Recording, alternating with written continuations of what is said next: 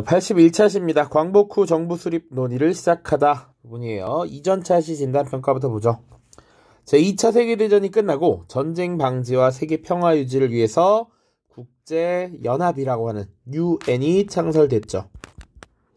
그 다음 2번 미국은 공산주의 팽창을 막기 위해서 트루먼 독트린을 발표했습니다. 당시 미국의 대통령이었던 해리 트루먼이 그리스 지역에서 공산화가 진행되는 이 내전이 발생하자 이 그리스와 터키 지역의 공산화를 막기 위해 돕겠다라는 선언을 한 것이죠. 이것이 사실상 냉전의 본격적인 시작을 알리는 선언이었다. 그리고 이 서유럽 지역의 경제 재건 계획을 발표하고 경제적 지원을 하게 되죠. 그것을 마셜 플랜이라고 합니다. 자, 이제 개념 정리부터 보도록 하겠습니다. 지금 다루는 부분은 우리가 일본이 항복한 이후에 우리가 빛을 찾아서 광복을 맞이하고 나서 정부 수립을 위한 여러 논의 과정입니다. 그 중에 첫 번째라고 보시면 되겠고요. 두 번째는 그 과정에서 남북이 분단의 위기에 처했기 때문에 이 통일정부 수립을 위해 노력을 벌였던 좌우합작 운동이라든가 그 뒤에 단독정부 수립 반대운동, 남북 협상 같은 것, 그리고 민중의 반대였던 제주 4.3, 여수 순천 10.19 사건 같은 것들이 나옵니다. 그 이후에 50총선거를 치르고 결국 정부가 수립됐다라는 것까지 보시면 약 3년간의 내용을 압축적으로 본 것이다 라고 할 수 있어요. 자, 개념 정리 보도록 하죠. 8.15 광복과 국토의 분단입니다.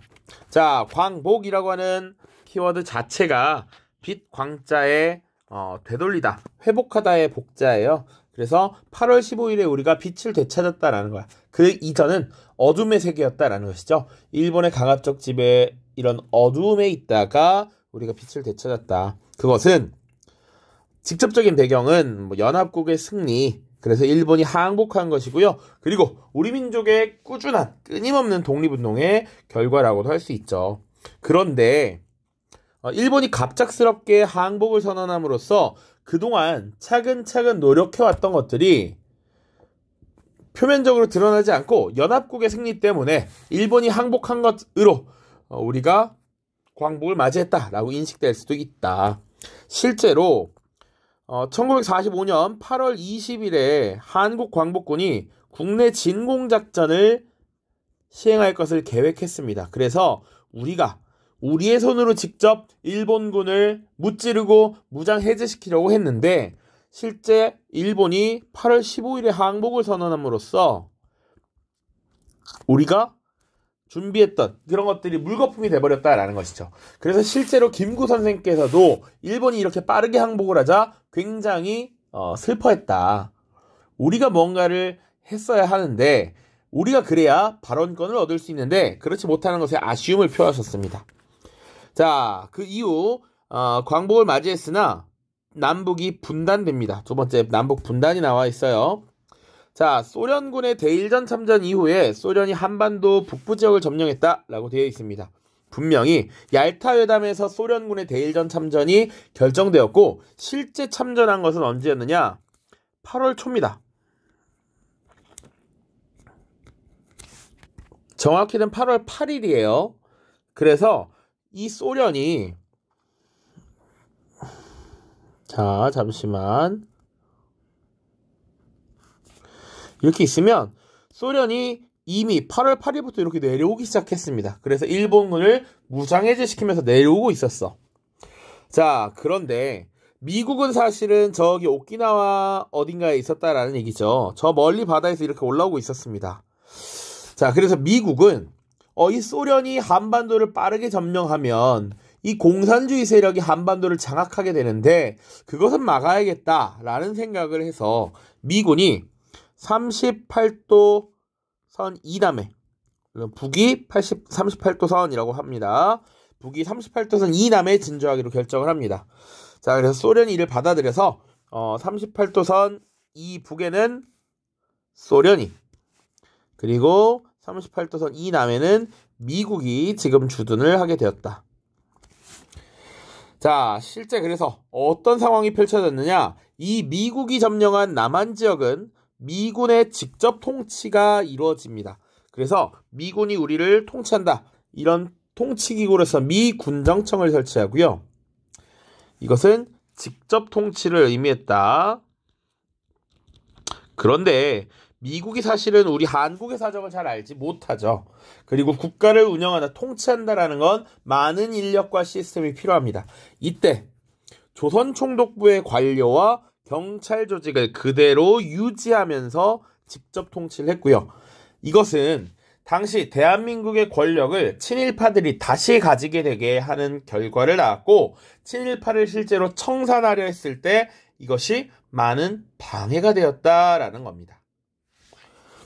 자, 반면 북한 지역에서는 소련군이 간접 통치를 했고요. 사회주의 세력이 정권을 장악하도록 뒤에서 서포트를 했다라고 보시면 돼.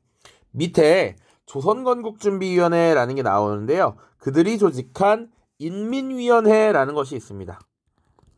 그래서 이 인민위원회가 권한을 행사할 수 있도록 하고, 그리고 이 인민위원회의 주도권을 사회주의 세력이 잡을 수 있도록 도왔다라고 하는 것 기억하시면 돼요. 다음 2번입니다. 자, 여기에 들어갈 단체가 조선건국준비위원회입니다. 선생님이 3단원 마지막에 건국 노력에서 건국 동맹을 살펴봤었고요. 그리고 이것이 분명 건국준비위원회로 확대 개편된다라고 이야기했습니다. 광복 직후에 여운형 그리고 안재홍 등의 주도로 결성됐고요.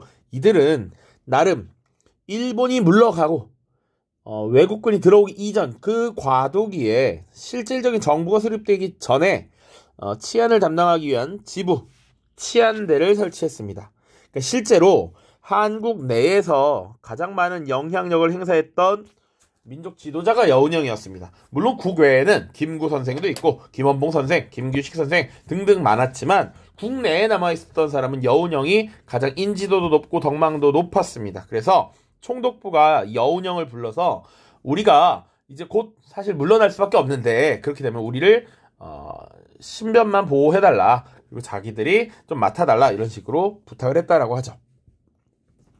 자, 그런데 이 조선건국준비위원회는 초기에는 민족주의, 사회주의 모두 참여했던 단체였는데 좌익 세력이 이런 위원회의 주도권을 장악하면서 일부 우익 세력이 이탈했고요. 그리고 미군은 9월 달에 지금 한반도에 들어오게 됩니다. 소련은 이미 8월부터 들어오기 시작했고 미군이 9월 달에 들어온다라는 소식이 들려. 그러니까 일본군이 물러난 8월 15일부터 미군이 들어온 이 9월까지의 공백을 사실 조선건국준비위원회가 채웠다라고 봐도 되죠. 그래서 9월 달에 미군이 들어오면 미군과 우리 국가 수립을 위한 협상을 벌이게 될 것이라는 생각을 하고, 기존의 이 위원회의 조직을 정부 형태로 개편했으며, 그리고 우리가 조선인민공화국이다라고 선포를 하게 되는 것이죠. 이것은 미군이 들어오면 협상력을 높이기 위한 것이었다.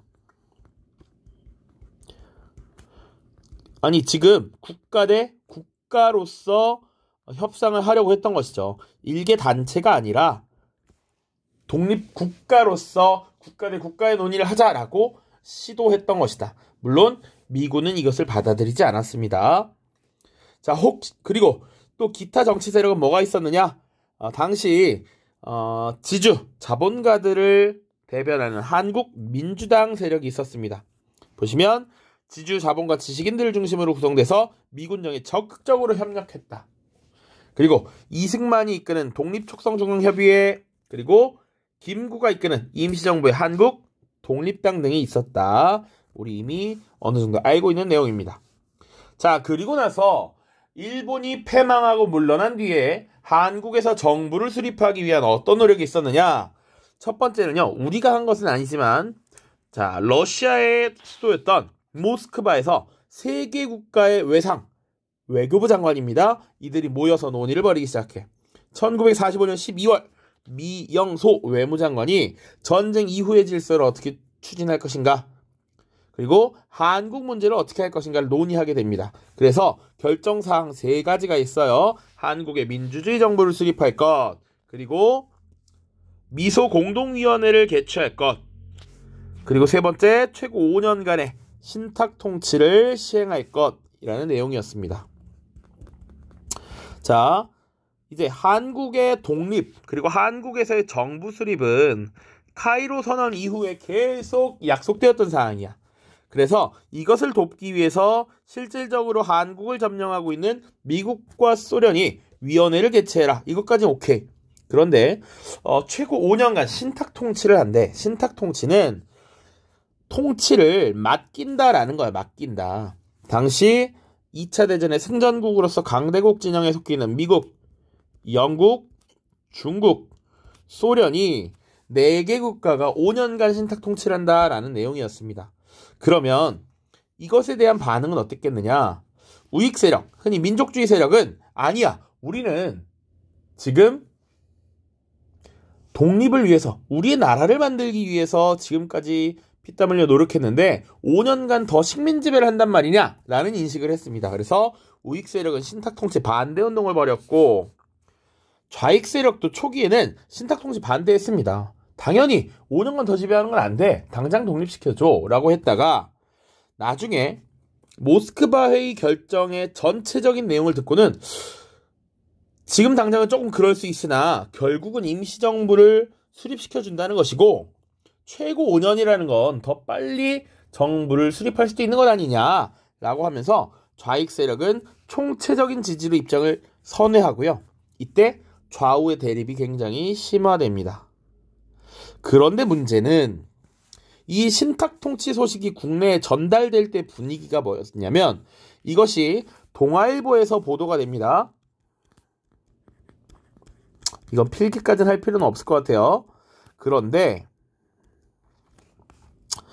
신탁 통치 내용이 전달되는데 신탁 통치 하는데 이걸 누가 주장했느냐? 소련이 하자를 했고 미군이 거부했다. 이런 식으로 전달이 됐어요. 그런데 실제로 그러지 않았거든. 실제로는 미국이 신탁 통치를 주장했고 소련은 거부했어. 그거 하지 말자. 즉각 독립시키자라고 했습니다.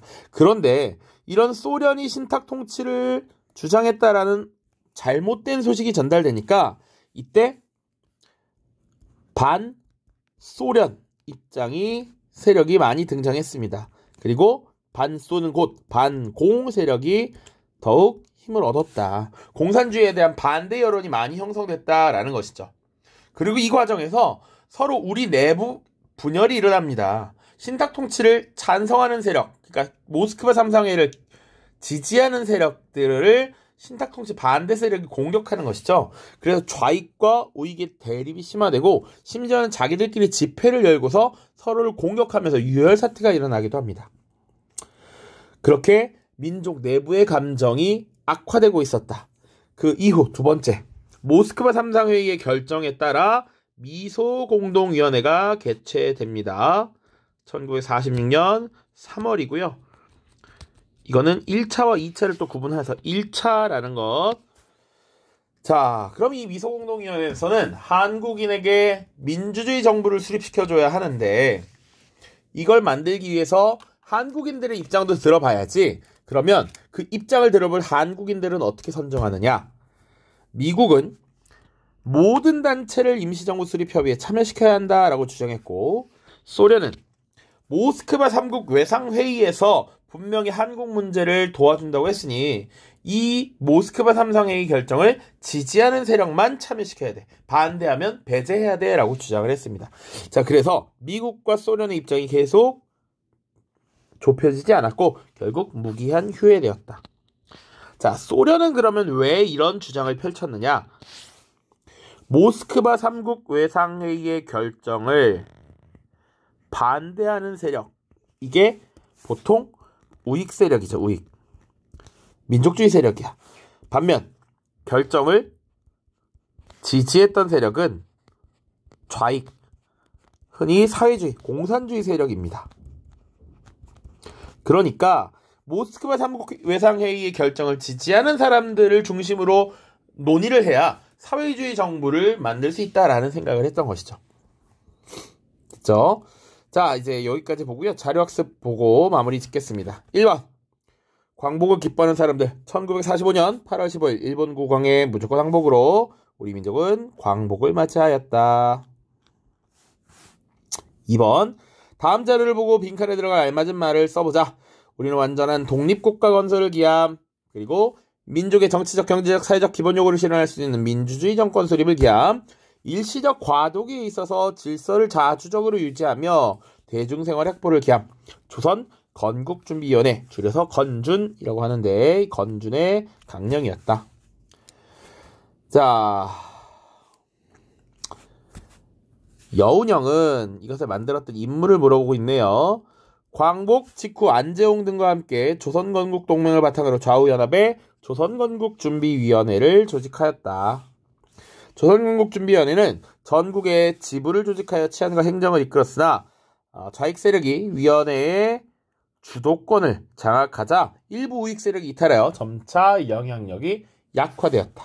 라는 것 보시면 되겠습니다. 자, 다음 영상에서는 이제 통일정부 수립을 위한 노력으로서 정읍발언, 좌우합작운동, 그리고 미소공동위원회의 불발, 한반도 문제 UN 논의, 이후 4.3 사건과 여수 순천 사건까지 살펴보도록 하겠습니다. 조금 길었습니다. 모두 고생 많았어요. 안녕.